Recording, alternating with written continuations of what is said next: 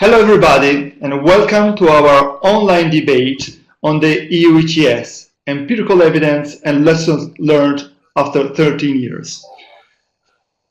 I think after 13 years there are many lessons learned, and actually many lessons still to be learned in front of us. So it's a good opportunity for us to discuss at this point and during the days in which the Conference of the Parties in Katowice is taking place.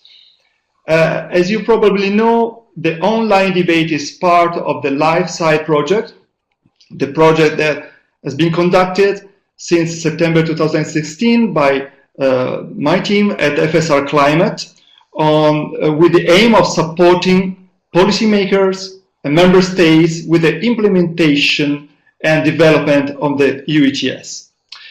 Within this LifeSci project, we have prepared assessment report on the EU ETS in these 13 years that is divided into several parts, and I would like to discuss the topics that are covered in the report with two guests today that join us today. And I'm very glad to present Jos Delbeke and Frank Venmans. I will briefly introduce both speakers. Jos has been Director General of DG Climate Action since 2010. He actually joined the European Commission in 1986, and so he has a vast experience on the EU ETS. I will actually say that he's the architect. Jos, correct me if I'm wrong, but in a way he has been the architect of the EU ETS, and he has played a crucial role as a negotiator for the European Commission at the UN FCCC conferences of the parties through the years. Jos is now Senior Advisor for Relations with the European University Institute at the European Political Strategy Center of the European Commission. And by the way, he's just back from Katowice, right? So you may tell us something from the background. Frank Venmans is Head of the Department of Microeconomics and Environmental Economics at the University of Mons, and is the President of the Expert Committee on Climate Change for the government of Wallonia in Belgium, where basically their role is to validate or refuse emission budget. A difficult role, I guess, Frank. And he has been working on multi-criteria analysis of the EU emission trading system, and wrote several papers that look at different aspects that we would like to actually discuss today, such as over-allocation, price uncertainty. I think yes, something now on competitiveness of the ETS and so on and so forth. But I don't want to steal the time to the debate, and so let me go into the questions that I would like to pose to our guests. I will not ask you to discuss our assessment report, but you know, our assessment report is divided into topics such as free allocation, competitiveness, interaction, low carbon innovation investment, international dimension, and the overall assessment based on multi-criteria analysis. So what I suggest is to go through these topics in the first half of the hour, and then we will move to the audience and pick up questions from the audience. So my first question concerns free allocation. My feeling is that over the years free allocation has improved a lot with the introduction of several changes such as EU harmonized rules, benchmarking, better target rules for the sectors at risk of carbon leakage, at least as of phase 4 and so on. However, other approaches would be possible to safeguard competitiveness, such as, say, support to low carbon innovation, border tax adjustment, international cooperation to reduce carbon price differentials, and so on. So I would like to ask you, what's your views on these different approaches and how do you see them compare to free allocation? Jos first. Okay, well, thank you, and good morning to all of you. I think it's a very relevant question because we had to recognize at the beginning when we started with the EU ETS that there was a competitiveness problem, and we did overcome that through free allocation. However, we had to start without a good database, so we had to learn the job. And in the first phase, we were basing ourselves on grandfathering, and as you know, that was not a success. That was managed by the member states, and there was an over-allocation.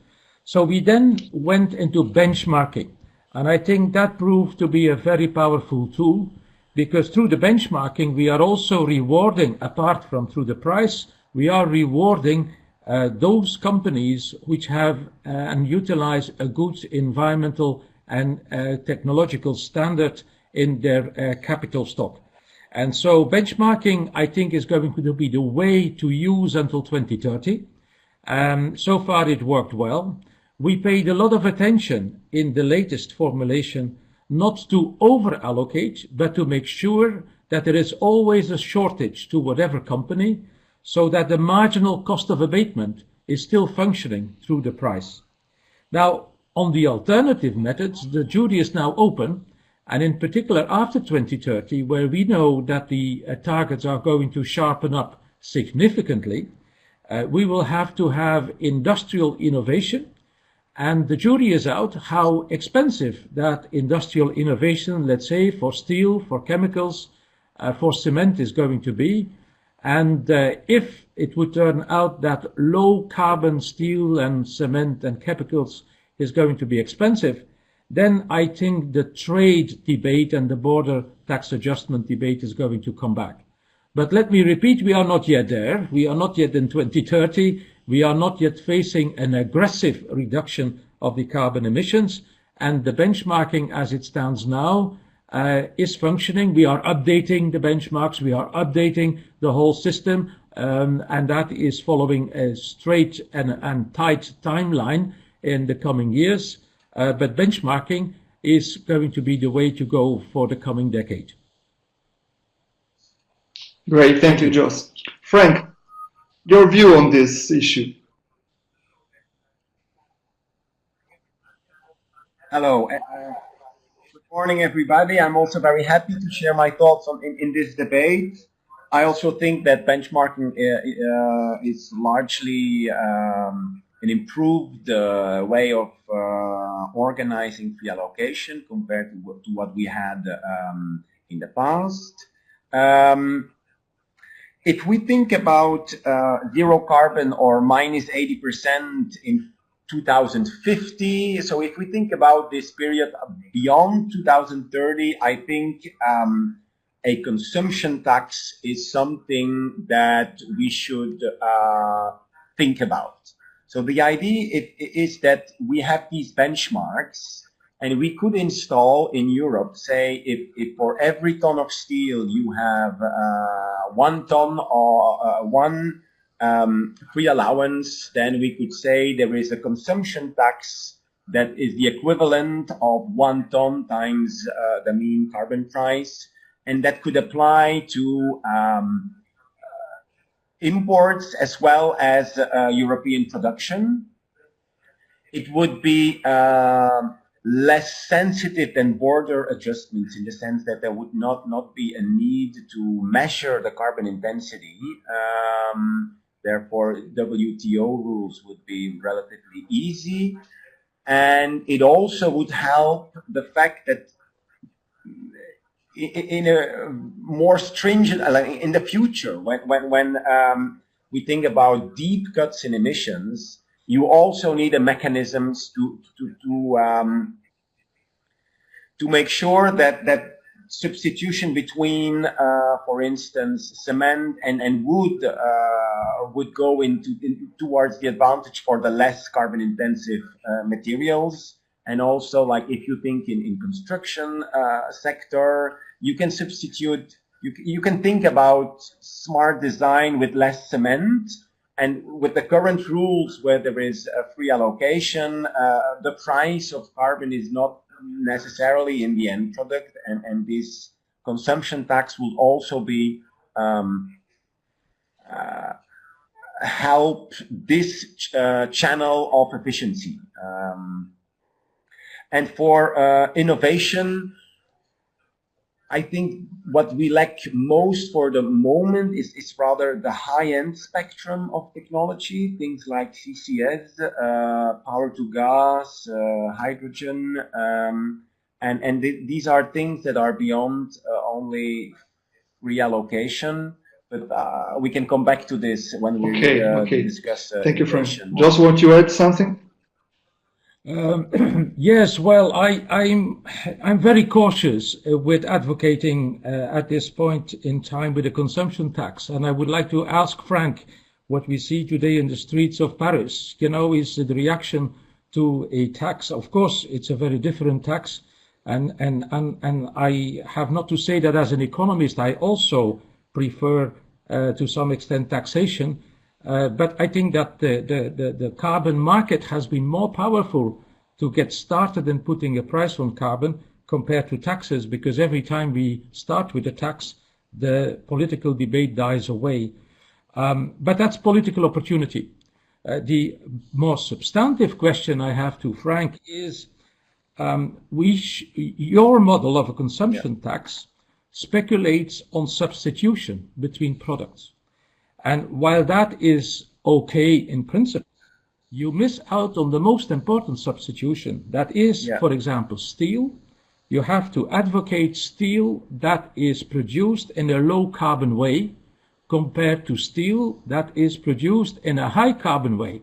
And so how are you going to differentiate your consumption tax?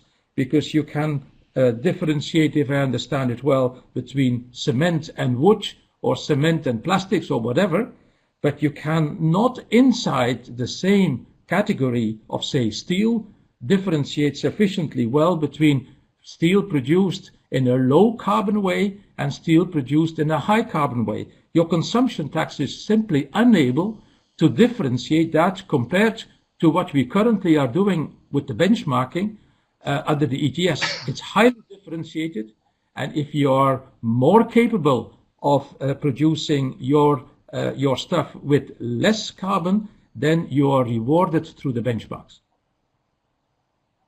So we have a question in the question, Frank. Yeah. So I think the main objective of carbon policy should be to get the incentives right to producer to reduce the carbon content. And we have that today. The carbon price is doing that. But on top of that, you can add incentives downstream to take into account carbon content of production.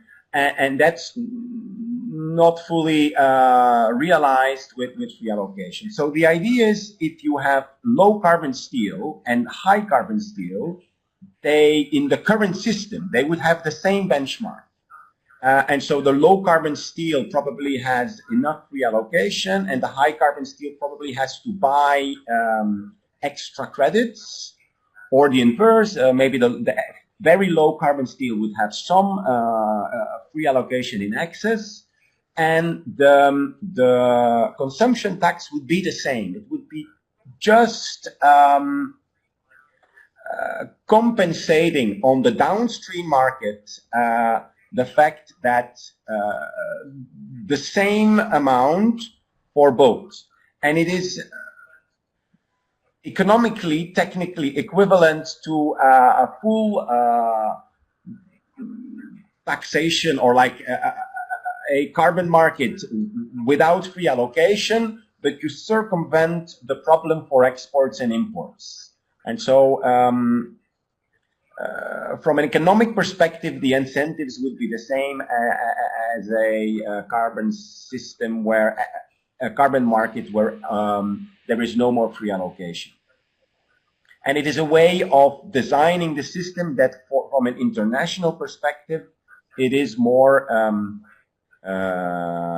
acceptable, and you avoid the needing to measure carbon intensity of imports. It would just be the same benchmark and then maybe not fully compensating the carbon emission abroad, but doing like the major part, which is fine from an international. Well, thank you, Frank. Actually, point. I think briefly, so that we know. Go ahead. Hi. Okay, do you hear me? Yes. Go ahead, Jos.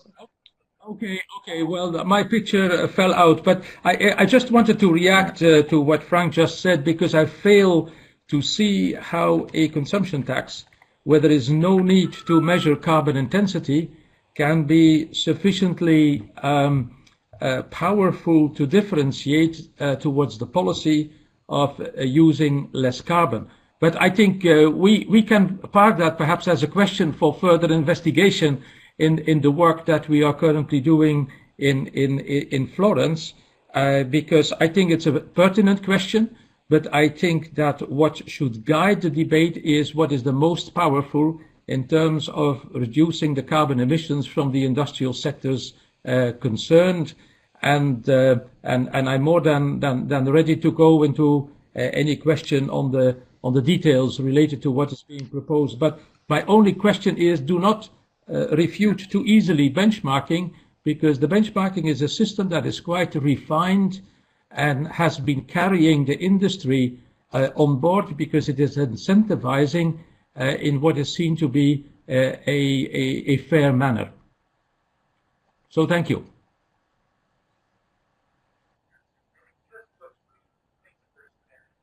Yeah. Maybe just to avoid misunderstanding, what I propose is to keep the carbon market, keep benchmarking, and add on top of this for a consumption tax that is equal for imports and local European production. So you would have both, just to avoid confusion, to make sure I make myself understandable. Yeah. Thank you. Very clear. Very interesting start, I would say, actually. And in a way, you are already pointing to something that I wanted to ask next. Basically, in our studies on competitiveness, particularly in that part, we are observing limitations of the literature. And so the debate that you are already started goes in the direction of, making research talk to policy. So in this sense, I would like to ask you, in particular, as far as competitiveness and carbon leakage effects are concerned, which are, in your view, the research questions that should be prioritized, which are the methods that could overcome some of the problems we went through. So first, Jos, your viewpoint as policymaker, which are the research questions that should be prioritized? Well, the heart of the future? question of what we just debated is the degree according to which companies can pass through the costs of the carbon allowances to the consumer. Because we all agree, I think Frank and myself, and we all agree that in the end it is the final consumer who has to pay for the carbon that is directly or indirectly emitted in the use of a certain product or a certain service. Now, the degree according to which the costs related to carbon can be passed through is very different compared to when you operate for a European market, or whether you are subject to price taking from international markets. Now, I think it would be a little bit too simplistic to say if you are subject to price taking from the international market that you have no possibility for cost pass-through. But that there is a more limited possibility to cost pass-through, I think is an important assumption. So having more empirical information about which products and which sectors have different degrees of costs pass-through could be very useful for the further stages into the policy making. Because if cost pass-through is going at 100%, then the company is not suffering a competitive disadvantage and is undergoing entirely the incentive to cut carbon without being penalized elsewhere. So cost pass-through and empirical information would be very much and very high on my list for further research.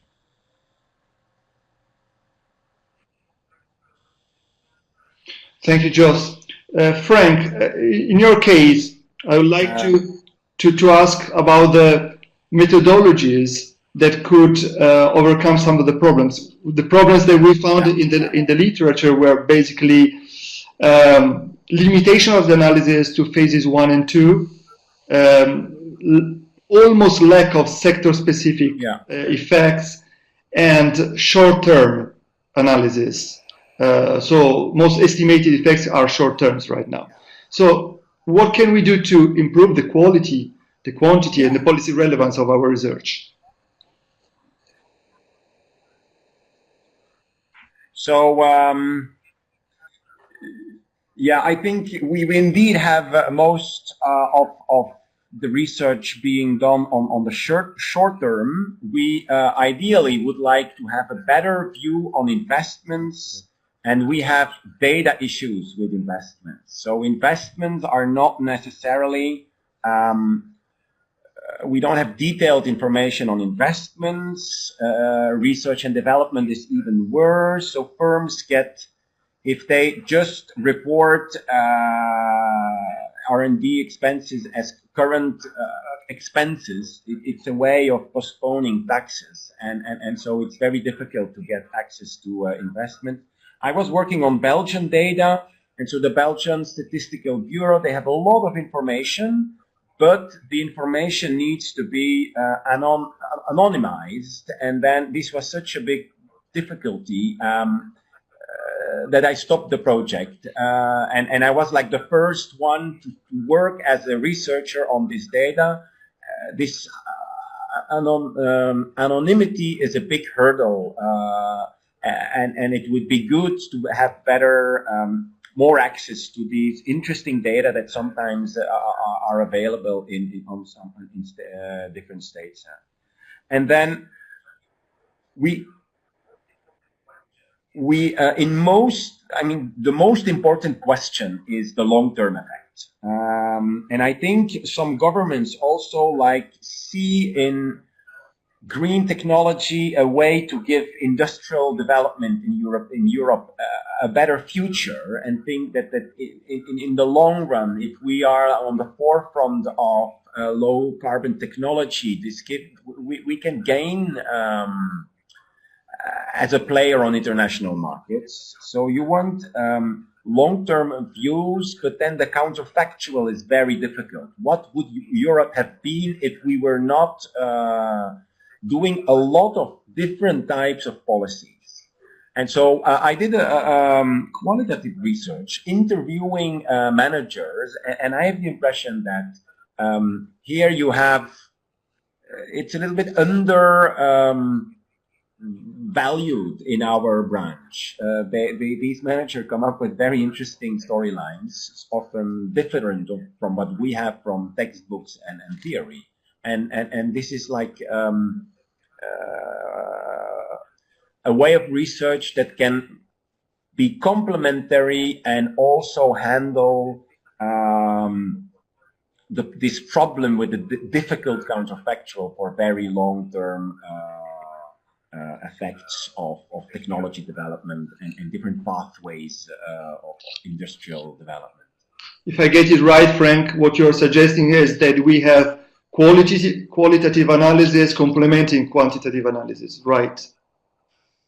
Is that what you're saying? Yeah. And in the quantity, if we can get better data on investments and the type of investments, that would be very helpful. Yeah, I agree. It's also my experience that the stories from managers are often out of our textbooks in a way. We have to reconcile, so we can learn a lot from this, to be honest. I go to my next question, and I pose again a very hot topic to both of you, which is the overlapping issue. As you know, there is a hot debate on whether some of our policies overlap with the EU ETS, or whether they can be considered as complement of the EU ETS. So my question is there a problem there, or is it a false dichotomy, basically? And also, do you think the policy mix could be could become more efficient in the future thanks to the MSR and the new governance of the energy union? I start with Well, Jos thank you again. very much. I think it's a very relevant question. And when we started with our policy, we calibrated the different objectives against one another. So we had a different objective for ETS, for renewable energy, for energy efficiency, and this was all derived from a macroeconomic modeling on which we were looking for coherence of the different objectives. Now, that worked well, and I think that the result of mutually undermining policies should be put besides us. I think that the policies were in a complementary way reinforcing one another. But nevertheless, in particular, renewable energy has become very important, and I think it's of high value for the future when renewable energy will be, say, by 2030, 50% of electricity production, that we prepare ourselves for a design for the ETS that is much better equipped to cope with the issue. And so you mentioned, Simone, the Market Stability Reserve, and I think that is a very good vehicle to neutralize different policy interventions to the functioning of the ETS. Why? Because the Market Stability Reserve works on the surplus, and the creation of the surplus is calculated irrespective of where the surplus is coming from. So it could be from more renewable policy, or it could be from a recession in the economy, or it could be more energy efficiency or whatever. But the Market Stability Reserve, through the design, has equipped the ETS for phase 4 in a much more coherent and capable manner. So I think if there was a problem, it was not playing out in the past, but as it is becoming more important in the future, I think phase 4 is now equipped with a very important design feature to make sure that all different instruments work in the same productive direction.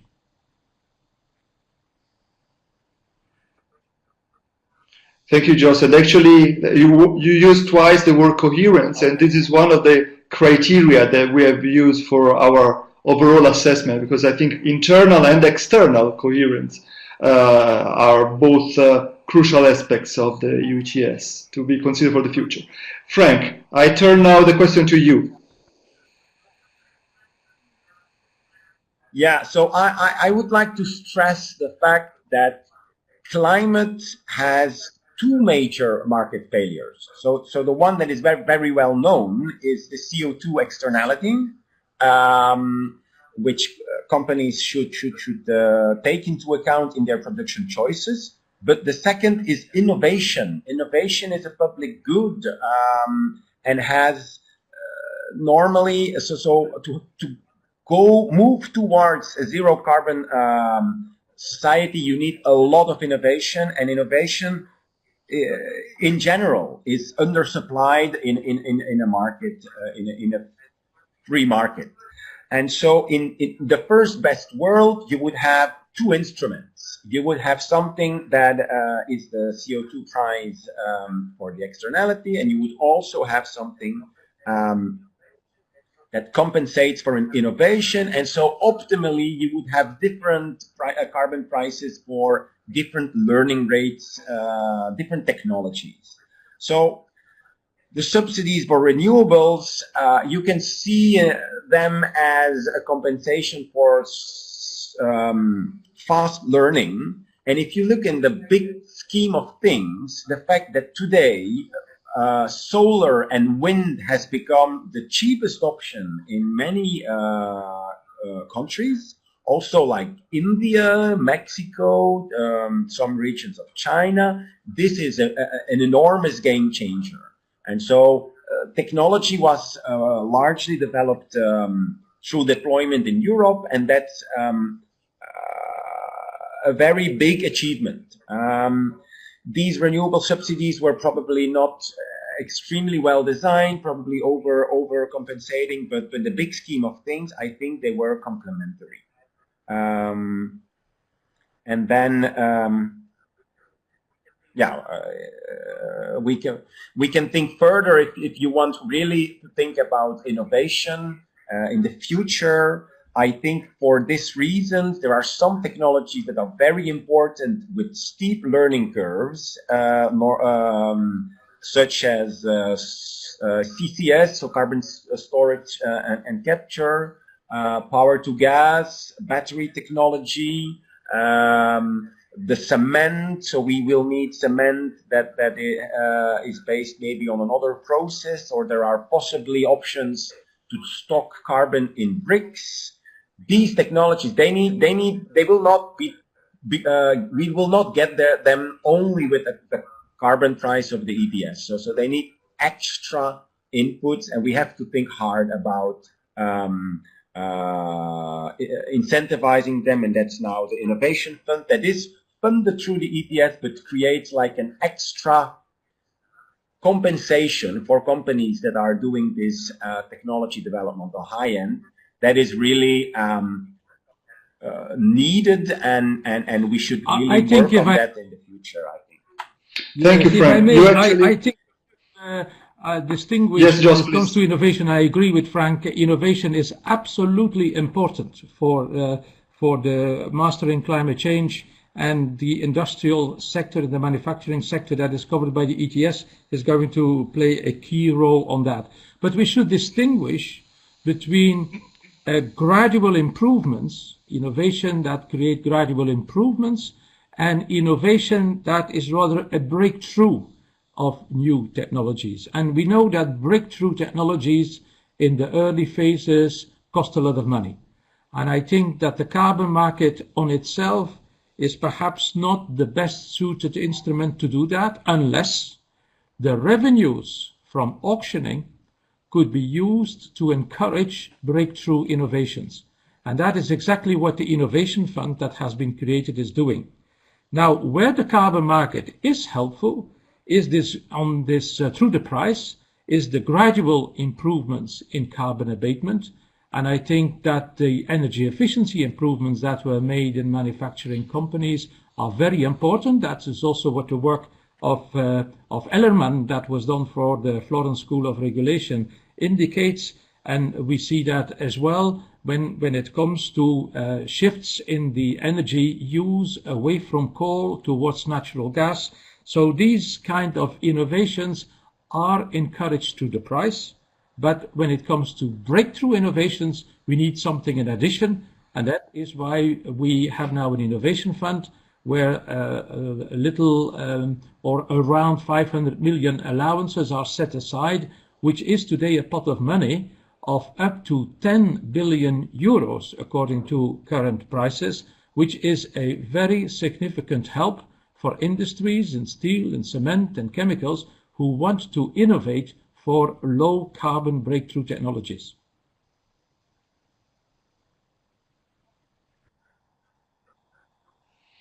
Thank you. Actually, you anticipated the next point that I wanted to raise, which was on low carbon innovation and the role of Innovation Fund. You seem to agree that both of you, that Innovation Fund can play a very important role in the future.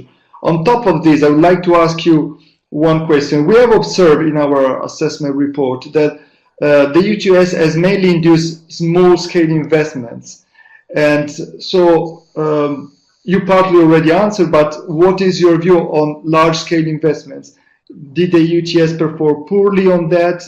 Can we improve on that? Or did we do enough? And also, another question is, we also found that three critical factors for low carbon innovation are stringency, price uncertainty, and regulatory uncertainty. So what's, in your view, the role of each of them in the EU ETS so far? Well, if I just can kick off, I think that it is fairly early to make assessments on what kind of investments were geared into one or to the other direction. I think the history of the EU ETS is relatively short, and in particular what has been analyzed is only a couple of years of EU ETS.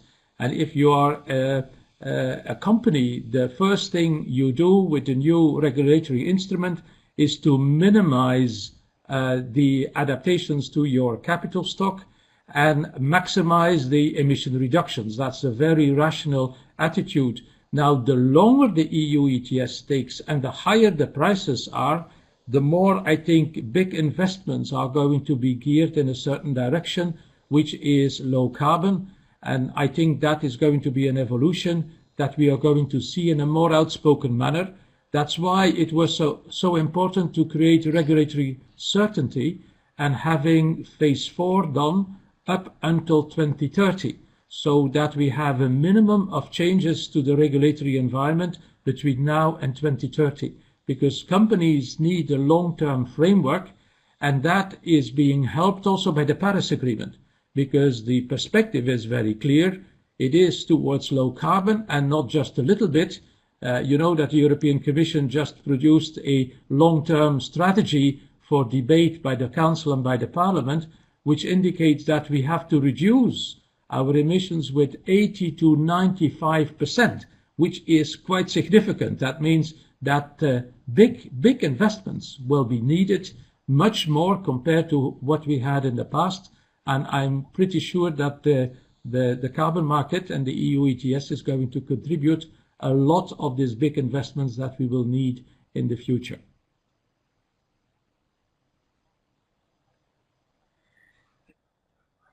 Thank you, Jos. Frank, your view. I did a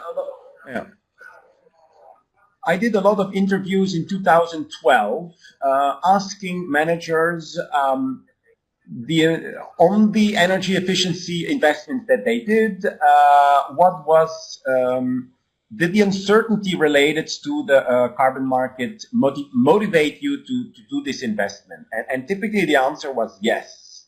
The thing is, managers, they don't only see the current price, they also know the cap that is planned in 2030. So they can imagine Europe with 43% less emissions in its industry. And so what they say is, so if you make the choice as a manager to be like a green technology laggard, it has some risk. There is some flexibility that you lose, because if innovation is something slow, you need probably a decade to get from the technology laggard to somebody who is really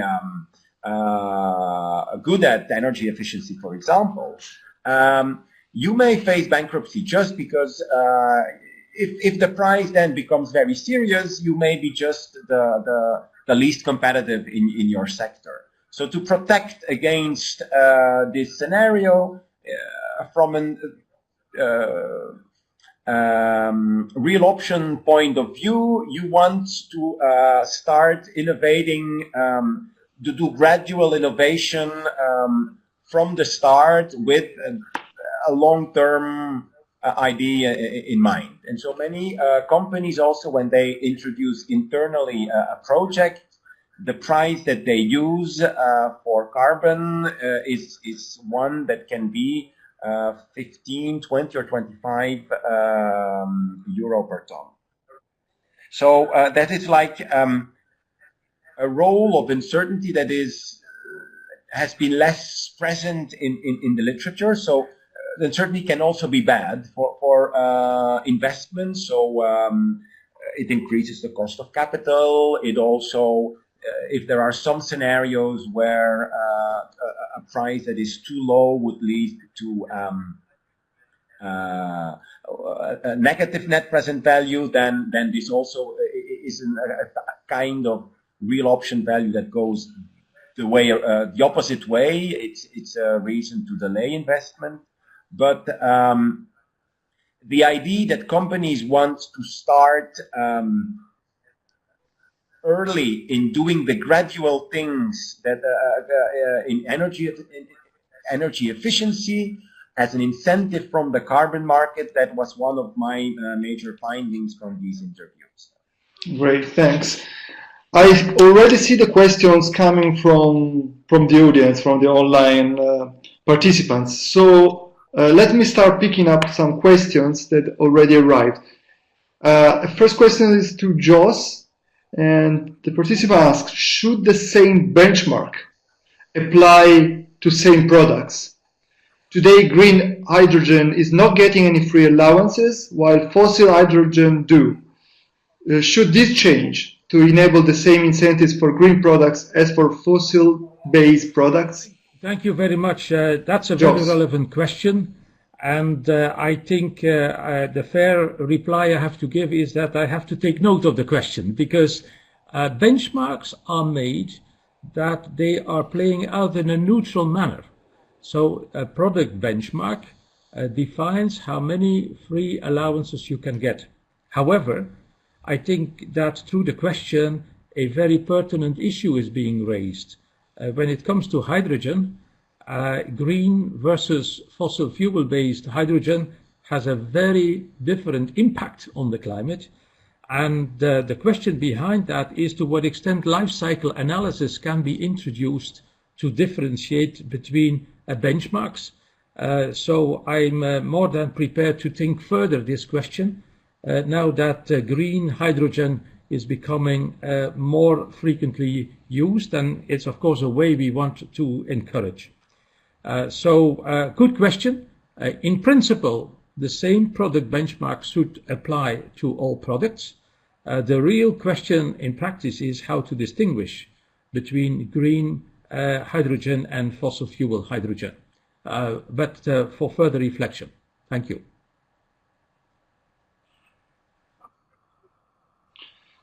Our participants are always very prepared and they pose very good questions, so be ready. And I have another question that is directed to Jos. And the question is, when an installation ceases production, its allowances go to future auctions, creating hot air. Should they be cancelled when the next year's auctioning calendar is issued? And if not, what is the justification for keeping this hot air? As it stands now in the regulation, when a production facility ceases production, they no longer can receive free allowances for the next year. So on free allocation, the issue is raised. Now, when it is about the auctioning, there is no adaptation related to that. It would be very hard to adapt the amount of allowances compared to the production that is planned for the coming year. So that would create a lot of uncertainty, in particular to those following the market and what the supply is going to be on the market. So I would say, correct question. When it comes to free allocation, the directive already caters for that. When it comes to the amount of auctioned allowances, I think that could be a source of uncertainty for market operators for the future. And so we are very cautious into that. However, there is one exemption, and that is that member states in phase 4 can have the liberty to, when they close down, for example, a fossil fuel powered electricity facility, that they can reduce the amount of auctioning voluntarily, but they would have to take it off from the amount that they normally would have to bring to the market. So member states can do that. It is now allowed through the directive, but as a general principle, I think it would be hard to implement the argument that is being made. But when it comes for decisions in the energy sector, it is possible for the member states to do it.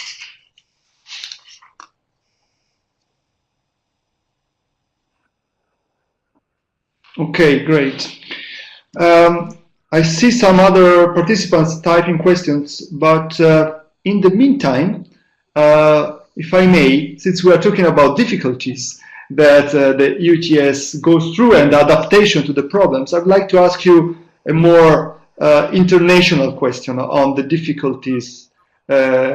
Basically, we have seen that the EU ETS over these years have played a key role for the international carbon market. Has also been, as Ellerman used to say, a prototype for the others. However, we are also seeing difficulties with the CDM, for instance, that has caused an overflow of allowances, or the long negotiations with Switzerland, or the unsuccessful negotiation with Australia. So my question is, what can we learn from the past, and how should we proceed in the future, given the Paris Agreement is there as our reference point? Jos, you are back from Katowice, so I ask the hot question to on you the first. table in Katowice now, the Articles 6.2 and 6.4. I participated in a number of sessions there, and I think people have yet come to the point of realizing how much CDM was there in the past. It was an offset mechanism subject to international rules, but we all know what happened to the CDM. It was politicized through the CDM Executive Board. Too many credits came on the market, and in particular, too many credits came on the European market, which was a significant contribution to the price collapse we had after the years 2012.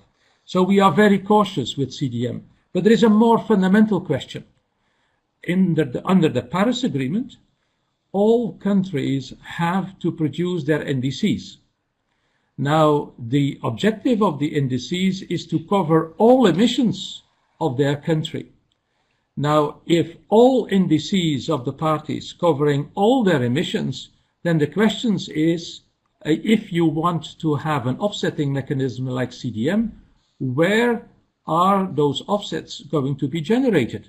Because they should be part of an NDC. And an NDC can cooperate through international markets through the Article 6.2, where parts of the commitment are being exchanged with one another. But there is no explicit place for offsets. So there is a kind of ambiguity, I think, that negotiators are struggling with. That is that the full implementation of the Paris Agreement over time does not allow much space for offsets unless there is a kind of space outside the NDCs. That is exactly what the Paris Agreement would like to evacuate over time. So I think there are a number of design questions that are on the table, of our negotiators in Katowice, and I'm very curious how they are going to sort out this kind of tension between, on the one hand, Article 6.2, where you cooperate on markets by exchanging part of your assigned amount, contrary to the offsetting scheme, where one wonders where is the territory going to be where the offsets are going to be realized.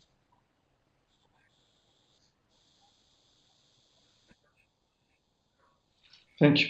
Thanks a lot. Frank, what's your view on the international problems that have been emerged in these years? So what can we learn from the past, basically?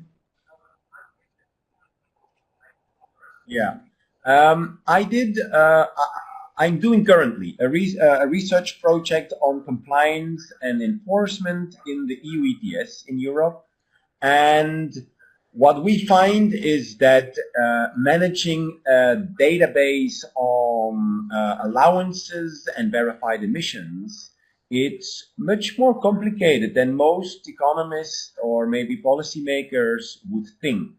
So there are, for example, a lot of missing data on verified emissions. There are sometimes things that are very difficult to understand, or difficulties between transferring data between member states and the European Commission.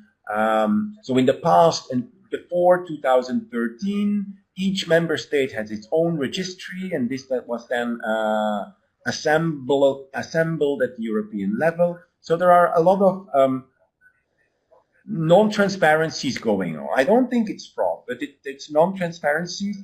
There are almost no governments that enforce problems with delayed or absent verified emissions. And so I would be cautious for large-scale linking between carbon markets. Also because I think for this technology development argument, it's not. There is sometimes also an advantage of different carbon prices in different regions. If we want to take the lead as Europe for green technology, It's not that problematic that we have a carbon price of 30 and the Chinese have a lower carbon price.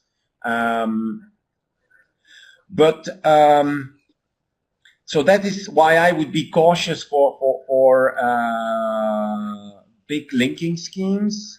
However, it is true that some kinds of linking, it has an interesting framing as a win-win opportunity.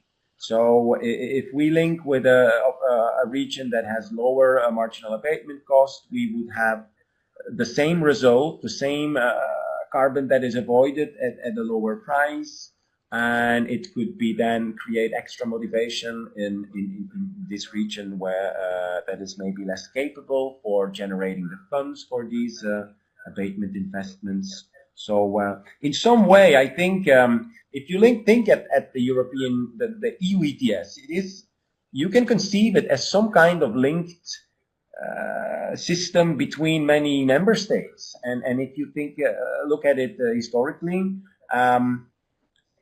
Eastern European countries probably would have done less if they were not in this common scheme where everybody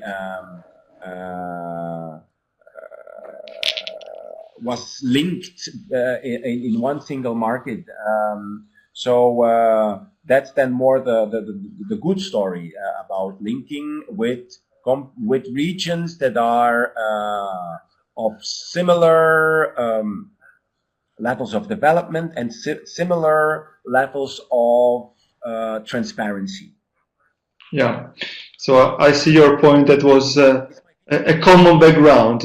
I see Jos wants to add something on this. I think I would agree with Frank that large-scale linking exercises need to be handled with caution, because he mentioned as a good example the ETS from Europe and the ETS from China.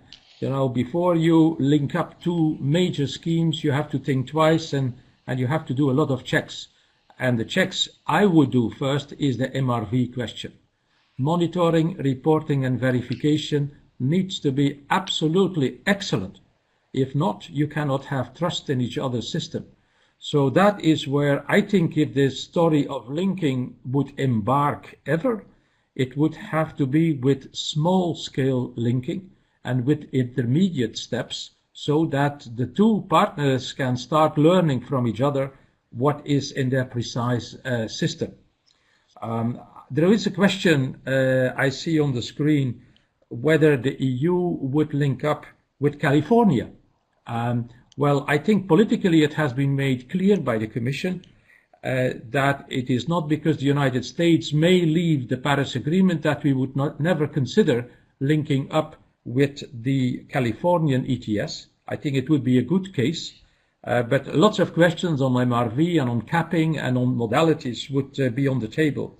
But compared to the Californian ETS, I think that the New Zealand ETS may be a better candidate for small-scale linking, because their MRV system and the setup is quite comparable to the European system, but the scope is different. The scope is different for us. It is energy, it is industry. For New Zealand, it's more agriculture. But the scope is secondary to the question related to the MRV. But as I have the floor, I think very good work is being done in Florence, where we bring together all trading constituencies in a Florence process debate. So the EU ETS is there, the Californians, the Canadians, the New Zealanders are there, the Chinese are there. We hope that the Koreans are going to join. And I think this is a debate that is very high on our agenda, because we want to have a global carbon market price, and we want to have more players joining the club. And what is currently happening in Latin America is very promising. We know about Colombia, we know about Chile, we know about Mexico, where very interesting developments are taking place. I would, however, want to disagree on one element that Frank said on the EU ETS, as if it is a way of linking the schemes of different member states. I would rather, stress that the EU ETS is a fully integrated system. It is one system, and it is not separating the member states any longer. It is a fully European-wide harmonized system, not only amongst 28 member states, but also the EEA is part of it, Norway and Iceland is part of it. But there is a linking exercise that has been negotiated at length, and that is with Switzerland. Switzerland is in the heart of the EU, it's at the heart of the EU ETS, one could say. And with Switzerland, we negotiated an agreement to link fully our two systems together. And if all goes well and the ratification goes well, that will be a reality of as of 2020. So just to highlight that linking is very high on our agenda, but the modalities, and in particular on MRV, monitoring, reporting, verification, are very important because the market works on trust, and if there is no trust, people do not put the money on such a market, and that's why we want to be very cautious from the European side, very open, but at the same time cautious to any linking experience that may be looming in a short or further horizon ahead. Thank you.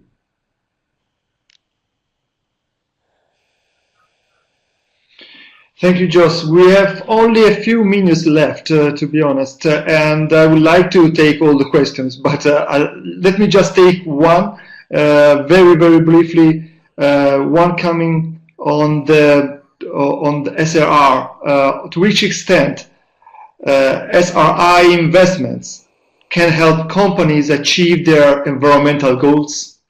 I think this is a very direct, short question that I would like Jos to answer. Yes, it's a question we have to look at with more detail, because in fact who is covered by the EU ETS are not companies but the installations of companies, and so SRI I think is company oriented, if I'm well informed, and so when you have global players, for example, they are only covered under the EU ETS, and as far as there are installations covered by the EU ETS, and they may have many other installations elsewhere in the world that are not covered, but they may be covered by their SRI. So in principle, I think it's a good idea to look at coherence between the two, but the EU ETS is a harmonized European law, if you want to have it, for those installations that are covered on the European territory, and also for international companies in as far as they are located with their installations in Europe. So it's a little bit of a different scope that we have to bring into our mindset, so to speak. Yeah. Frank, do you want to add something on this? And I think in some sense, it is integrated in the sense that if some company says we want to reduce our impact on climate, they will emit less and they will be rewarded by the carbon market. So I think if you think about regulation, at some point it needs to be measured. It needs to be more than words, and I think. Yeah, the final outcome of a company working on climate, one of the parameters is CO2 emissions, and that will then be taken into account by the carbon market. And it would be, I think, difficult. You have like a measurement problem. If companies say we're doing a very good job, but it's not expressed in CO2, it's very difficult to get this, to measure this. And so that's maybe more about then voluntary approaches, or these companies can try to convince their clients that they're doing a good job and get rewards from this channel. Yeah, I think the main outcome for carbon, for climate motivation and is rewarded by the current ETS system.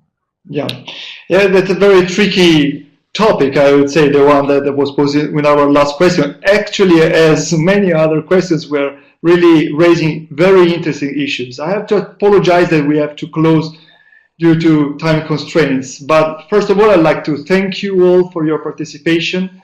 Thank our speakers for this very lively debate. It was a true debate, and this is what we really want. So thanks a lot to Jos and Frank for this. I'd like to also thank my team and the web team who always supporting from the technical aspects. I would like finally to remind you that we will have a webinar next week on the 18th presenting our assessment report, the one that was the starting point, the background for this debate. So I hope to see you online on the 18th again. And in the meantime, thanks again to you, all of you, and see you soon. Thank you, Jos. Thank you, Frank. Thank you. It was a pleasure joining Likewise for me. and sharing Have a nice day. Thanks a lot.